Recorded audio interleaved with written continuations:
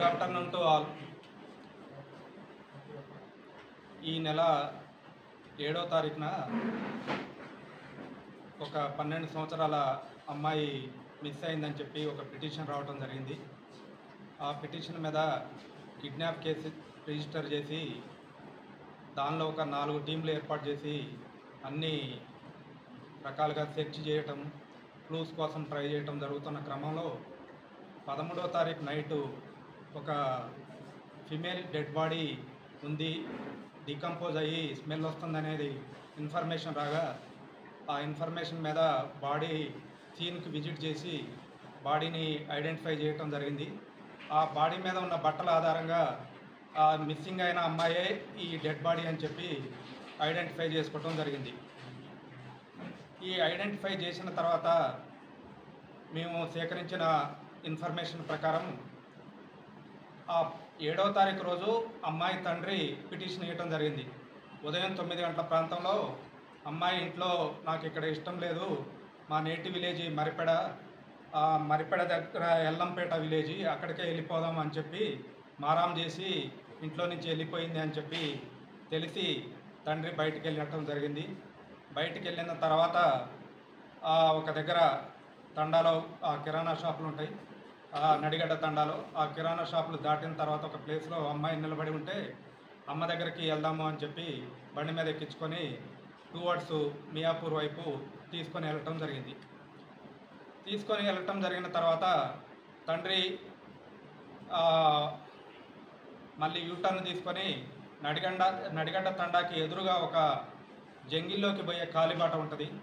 ఆ కాలిబాట దగ్గర బండి పార్క్ చేసి ఈ మన కుకింగ్ కోసం ఇద్దరు కలిసి ఫారెస్ట్ లోపలికి వెళ్ళటం జరిగింది. అయితే అక్కడికి పోయిన తర్వాత అతను ఏం జరిగిందో ఏందో మొత్తం మీద అక్కడ ఇన్సిడెంట్ అయింది.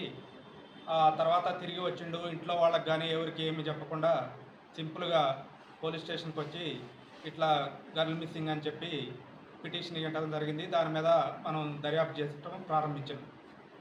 కాకపోతే మాకు డే 1 నుంచి కూడా అతని బిహేవియర్ మీద డౌట్ ఉంది. అందుకని చెప్పి మనం పాజిబిలిటీ ఉన్న సీసీ కెమెరాలు, అన్ని ఫుటేజీలు, అదేవిధంగా వేరే విధమైన టెక్నికల్ ఎవిడెన్స్ ఇవన్నీ సేకరించి తర్వాత మేము సేకరించిన ఆధారాలను బట్టి ఇతనే అని మేము ఒక నిర్ధారణకు వచ్చే టైంలోనే ఇతను నడిగడ్డ తండాకి చెందిన ఒక పెద్ద మనిషి దగ్గరికి అప్రోచ్ అయ్యి ఈ జరిగిన విషయం అంతా చెప్పి నన్ను పోలీసుల దగ్గర సరెండర్ చేయమంటే మనకి తీసుకొచ్చి సరెండర్ చేశారు. సరెండర్ చేసిన తర్వాత అదేవిధంగా మేము సేకరించిన ఆధారం ప్రకారం అసలు ఇందులో జరిగిన విషయం ఏంటంటే ఇతను కొంచెం బ్యాడ్ హ్యాబిట్స్ ఉన్నాయి, బాగా అంటే ఆల్కహాల్కి అడిక్ట్ అయిండు, ప్రతిరోజు తాగి ఉండేవాడు. అదేవిధంగా అతని ఈ అశ్లీల చిత్రాలు ఏది బ్లూ ఫిల్మ్స్కి సంబంధించిన వీడియోలు చూస్తుండేవాడు ఎప్పుడు కూడా ఫోన్లో. ఒక 2 రోజుల నుంచి అతని ఫోన్ డిస్ప్లే పనిచేయకపోవటం వల్ల అతనికి పిచ్చిలేసినట్టయి ఈ అతని కోరికను తన సొంత కూతురుతోటే తీర్చుకోవాలనే దురుద్దేశంతో అమ్మాయిని అక్కడ తీసుకుపోవడం జరిగింది ఫారెస్ట్లోకి తీసుకుపోయిన తర్వాత అమ్మాయిని టచ్ చేసి ఆ కోరిక గురించి చెప్పగా తను అరిసి నేను అమ్మకి చెప్తా అని అనవటంతో లాభం లేదు, ఈ అమ్మాయి పోతే మళ్ళీ తండాలో చెప్తే పరువు పోయిద్ది అని చెప్పి అమ్మాయి జుట్టు పట్టుకొని గుంజి కింద పడేసిండు. అప్పుడు అమ్మాయికి ముక్కు దగ్గర దెబ్బ తాకి బ్లీడింగ్ ఇంజరీ అయింది. వెంటనే ముక్కు, చెవులు, నోరు మూసేసి చనిపోయింది అనుకున్న క్రమంలోనే అక్కడ ఉన్న ఒక స్టోన్ తోటి తల వెనక కొట్టడం జరిగింది.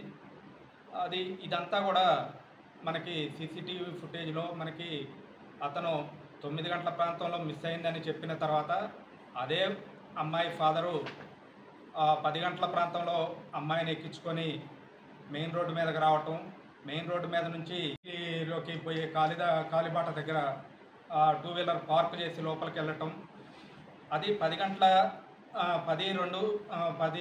2 నిమిషాల 55 సెకండ్లకి బండి పార్క్ చేసి లోపలికి ఫారెస్ట్లోకి వెళ్ళటం జరిగింది.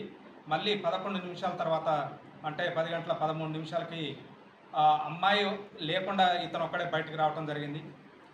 నెక్స్ట్ తర్వాత మళ్ళీ ఒక 10 నిమిషాల తర్వాత మళ్ళీ పోయి కూడా అమ్మాయి బతికుందా చనిపోయిందా అని చూడటం జరిగింది.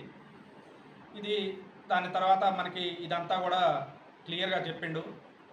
ఈ ఇన్సిడెంట్ జరిగిన తర్వాత ఇంటికెళ్ళి ఆ రోజు ఇన్సిడెంట్ అయినప్పుడు red T shirt full hands వేసుకున్నాడు. ఆ షర్ట్ మార్చి వైట్ షర్ట్ వేసుకొని భార్య దగ్గరికి వెళ్ళి అమ్మాయి మిస్ అయిందని చెప్పి భార్యని తీసుకొని మళ్ళీ తండాకు వచ్చి అంతా డిస్కషన్ చేసి పోలీస్ స్టేషన్కి వచ్చి మనని పోలీసులను తప్పుదోవ పట్టించే విధంగా గర్ల్ మిస్సింగ్ కింద కేసు రిజిస్టర్ చేపెట్టడం జరిగింది. సబ్సిక్వెంట్గా మేము కేసు ఇన్వెస్టిగేషన్ చేసినాం. మొత్తం 4 టీంలు ఏర్పాటు చేయడం జరిగింది. ఇన్స్పెక్టర్ మియాపూర్ గారు, అదేవిధంగా ఎస్ఐ రాజు మియాపూరు, కొల్లూరు ఇన్స్పెక్టర్ రవీంద్ర గారు, అదేవిధంగా ఆర్సీపురం డిఐ గారు సంజీవ్, ఈ 4 టీములతోటి మైన్యూట్గా ప్రతిదీ కూడా ఏది మిస్ కాకుండా మొత్తం వెరిఫై చేసి దీన్ని డిటెక్ట్ చేయడం జరిగింది. మేము ప్రజలందరికీ విజ్ఞప్తి ఏంటి అని అంటే, వారి వారి ఆర్థిక స్తోమతలను బట్టి పిల్లల్ని మంచిగా చదివించుకొని మంచి భవిష్యత్తును ఇవ్వాలి తప్ప ఇట్లాంటి ఇబ్బందులు గురి చేయొద్దు. అదేవిధంగా ఎవరికైతే ఆర్థిక స్తోమత ఉంటుందో వాళ్ళ ఇళ్ళ దగ్గర కానీ, అదేవిధంగా ఎస్టాబ్లిష్మెంట్ల దగ్గర కానీ ఈ సీసీ కెమెరాలు అన్నీ పెట్టుకొని అవి సక్రమంగా పనిచేసేటట్టు చూసుకుంటే మనకి సొసైటీలో రేపు ఏమైనా జరిగినా మనకి జరగవచ్చు, లేకపోతే వేరే వాళ్ళకి జరగవచ్చు. ఒక తప్పుని ఐడెంటిఫై చేయాలన్నా, తప్పు చేసిన వాళ్ళని శిక్షించాలన్నా మనకి సీసీ కెమెరాలు చాలా ఇంపార్టెంట్. కాబట్టి మా విజ్ఞప్తిని కొంచెం అందరూ పాజిటివ్గా తీసుకొని సీసీ కెమెరాలు ఇంకా ఎక్కువ పెట్టేటట్టు, ఇంపార్టెంట్ ప్లేస్లో అన్నీ కవర్ అయ్యేటట్టు చూడవలసిందిగా కోరుతున్నాను. Thank you.